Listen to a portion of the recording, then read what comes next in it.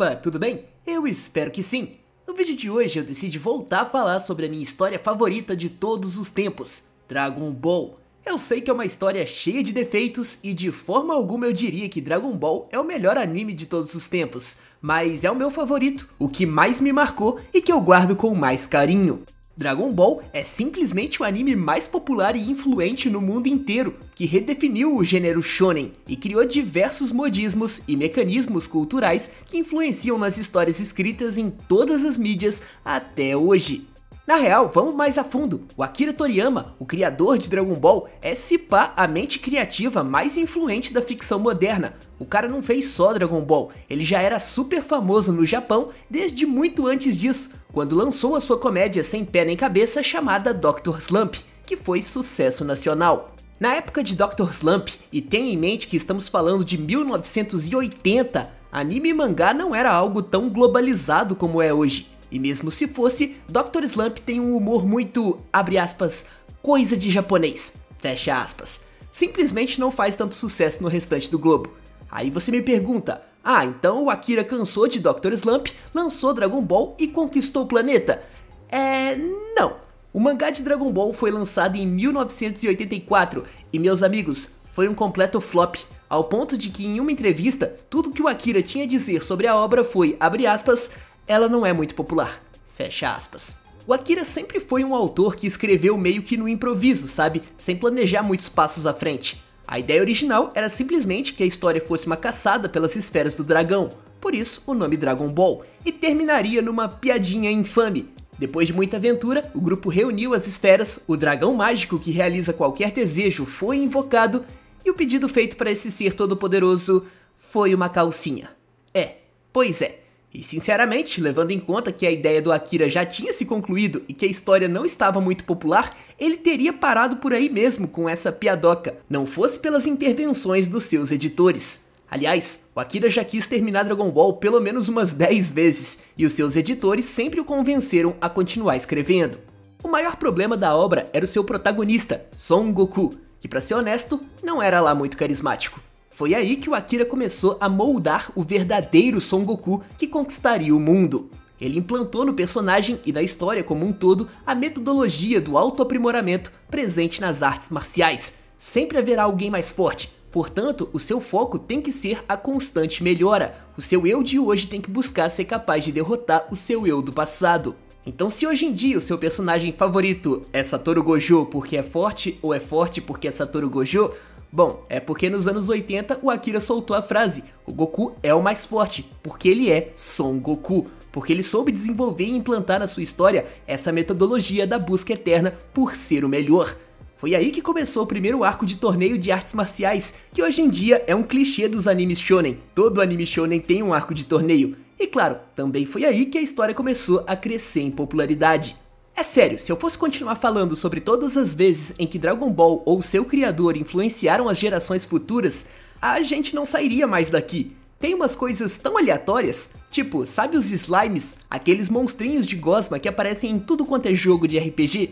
Acredite se quiser, mas até isso quem popularizou foi o Akira, quando criou um redesign de um slime para o jogo Dragon Quest em 1986. A quem eu quero enganar? Dragon Ball só dominou o mundo de verdade quando o arco da invasão Saiyajin começou.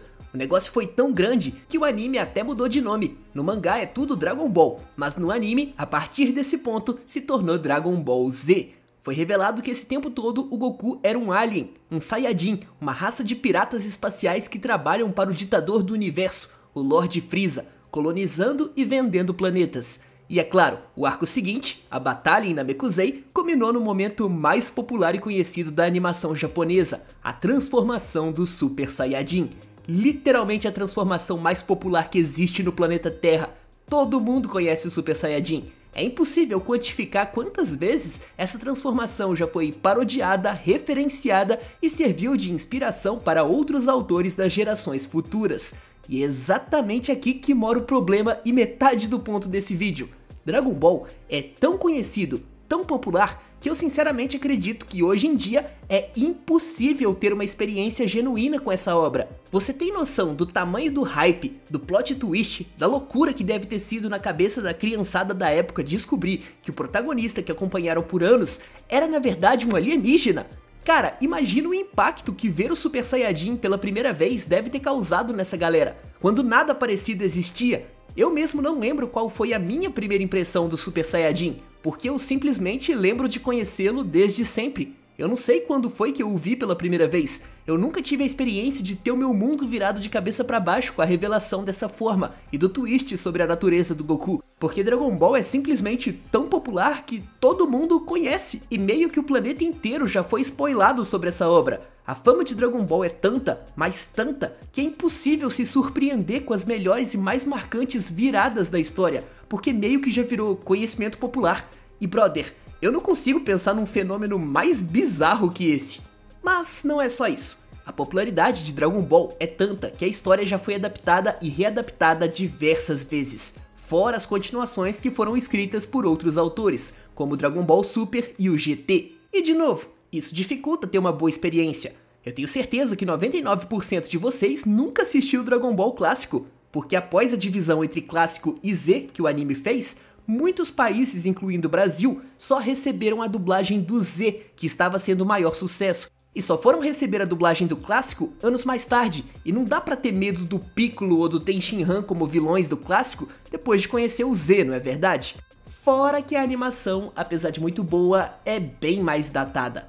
Porém, acredite se quiser, o meu segundo arco favorito de toda a obra é a última fase do DB Clássico, o torneio de artes marciais, cheio de lutas insanas e narrativas sendo concluídas, como Piccolo vs Kuririn, Ten Shinhan vs Tao Pai Pai, Goku vs Tite e, é claro, Goku vs Piccolo Jr. Uma das melhores e mais subestimadas lutas do gênero shonen.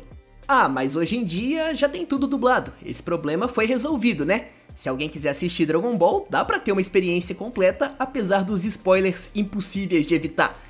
Não exatamente. Agora nós temos duas opções para consumir essa obra animada, Dragon Ball Z e Dragon Ball Kai. O problema do Z é que ele é muito lento e é lotado de fillers. Filler, pra quem não sabe, significa enchimento, e é literalmente isso. Como o anime era baseado no mangá, que ainda estava em publicação, às vezes acontecia do anime chegar onde o mangá estava na história, e aí precisavam criar alguma coisa para servir de enchimento e ganhar tempo, até que tivesse mais material original para ser adaptado. Esses são os famosos arcos filler, e Dragon Ball teve sim fillers, como o arco do Torneio do Outro Mundo e o do Garlic Jr. Só que muito mais que isso, também teve muita cena espichada, as lendárias cenas dos personagens se encarando por horas que quebram completamente o ritmo da obra. O mangá é 1000 vezes mais dinâmico que o anime Z. Aí entra Dragon Ball Kai para salvar o dia, uma revisão remasterizada com nova trilha sonora e enxugada da obra, com quase nenhum filler e proposta de apresentar Dragon Ball como é no mangá para a nova geração, já que o Z terminou lá em 1996 e o Kai estreou só em 2009. A enxugada foi tanta que, para vocês terem noção, a saga do Cell em DBZ termina lá pelo episódio 200, e no Kai antes do episódio 100. Pois é, o Kai é quase 2 vezes mais dinâmico. Todavia, se você pensa que DB Kai foi 1000 maravilhas, meu amigo, você não imagina a treta que isso deu. A tal nova trilha sonora foi acusada de plágio e teve boicote dos dubladores brasileiros por causa de problemas com o estúdio. Muitos dos dubladores originais não quiseram reprisar os seus papéis, e ainda por cima, uma cacetada de censura. Sério, deu tanto problema que daria um vídeo inteiro falando sobre as polêmicas de Dragon Ball Kai. Ah cara, mas se é tão difícil assim consumir essa história, não é melhor começar logo pela era moderna, Dragon Ball Super? Meu amigo, se você falar isso na minha frente, eu tenho um infarto. Dragon Ball Super tem os seus méritos, tem os seus pontos positivos, tem uma trilha sonora extremamente marcante, mas de forma alguma substitui ou sequer se compara com o original. Na real, Dragon Ball Super nem foi feito diretamente pelo Akira Toriyama. Dragon Ball Super foi feito da seguinte forma: o Akira criava listas de coisas que ele queria que acontecesse na história, e vez ou outra ajudava com algum design. Ele entregava essas listas para o estúdio Toei Animation e eles tentavam ligar os pontos da melhor forma que podiam. A questão é que as tais listas eram muito vagas, tipo, agora uma grande batalha acontece, e ficava a cargo da Toei desvendar o que o Akira queria dizer com isso, sabe? Não é a mesma coisa. o maior talento do Akira sempre foi criar cenas de batalha com coreografias incríveis. As batalhas não contam histórias tão bem sem a mão dele, entende? Ah, mas e o mangá do Super? Brother, ele também não é feito pelo Akira. Na real, ele foi feito da mesma forma que o anime. Um rapaz chamado Toyotaro recebeu as mesmas listas que o estúdio Toei e a aprovação do Akira para fazer um mangá ligando os pontos como o Toyotaro quisesse. É por isso que o mangá e o anime do Super são tão diferentes, e ambos não são considerados 100% canônicos. Só é canônico o que é igual em ambas as partes, pois é a única prova que temos que é algo que estava nas tais listas originais do Akira. O Toyotaro nada mais é do que um grande fã de Dragon Ball, que ficou conhecido por ter criado aquele Dragon Ball AF, lembra? Do Goku Super Saiyajin 5 e tudo mais? Pois é, foi ele. O Akira viu o trabalho de fã dele, adorou e chamou o cara para ilustrar o mangá oficial do Super. Enfim, não comece pelo Super, não é a mesma coisa, por mais que o Toyotaro tenha dominado bem o estilo de arte do Akira, a quadrinização dele não é tão boa, as coreografias também não são e os roteiros têm uma pegada bem diferente. Meu Deus, então o único jeito é pegar o mangá original pra ler? Cara, é a forma que eu pessoalmente mais gosto de consumir essa história. Tanto o DB clássico quanto o Z estão lindíssimos, dinâmicos e muito legais de acompanhar no mangá. Inclusive, você acha boa parte do mangá colorido hoje em dia. Mas o mangá também tem pequenos defeitos. Lembra que eu falei que o anime tem fillers? Pois é, acontece que alguns desses fillers ficaram tão bons que hoje em dia a galera considera material original. Sabe aquela luta icônica do Goku contra o Vegeta na saga Buu? Pois é, desculpa estragar sua infância, mas aquela luta é filler. Ela acontece no mangá, mas é coisa de poucas páginas, quase não tem foco essa luta. Ela é 1 bilhão de vezes melhor no anime. Então, de certa forma, nenhum mangá é uma experiência perfeita da obra. Conclusão, qual que é o ponto desse vídeo?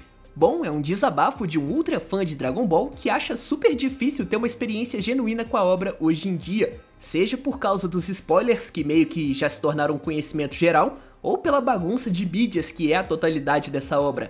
Sério, semana passada um amigo que nunca tinha pego Dragon Ball pra assistir me perguntou por onde começar, e eu custei pra sair com uma resposta. Foi daí que veio a ideia de fazer esse vídeo. Enfim, terminei de me debulhar em lágrimas, eu espero que você tenha se divertido, ou pelo menos aprendido um fato interessante com esse vídeo. Muito obrigado pela sua atenção, e com sorte, a gente se vê por aí.